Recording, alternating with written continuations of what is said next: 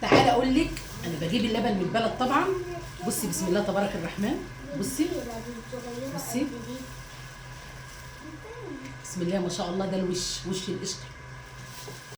بجيب اللبن بقى، ما بستخدمهوش على طول، بفكه واغليه واحطه بقى في التلاجة لحد ما يعمل وش. اخد الوش ده بقى اعمل بيه ايه؟ كل حاجه، كل ما تشتهي الانفس. رقاق طري اللي هو بالزبده واللبن الرايب، اعمل بيه زي ما انتوا هتشوفوا دلوقتي كده الرز المعمر.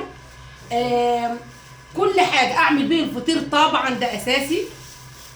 اعمل بيه القرص الفلاحي الطريه بيخلي ريحتها تجيب من اخر الدنيا. بص القشطه بسم الله ما شاء الله. اخد اللبن بقى اعمل بيه مكرونه بالبشاميل واعمله رايب برضو، اعمل منه القرص، اعمل منه كل حاجه كل حاجه كله بينفع. دعكتي بقى الرز كده بالايه؟ بالسمنه البقري، الزبده البقري، وايه اديله ادي. بسم الله بقى ما شاء الله. شايفين اللبن؟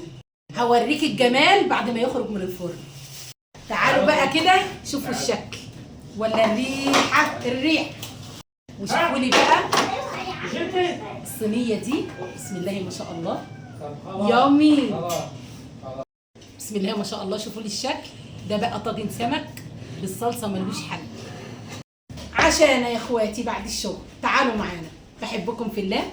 شير على قد ما تقدروا. متابعه لو ما انتش متابعيني. بحبكم.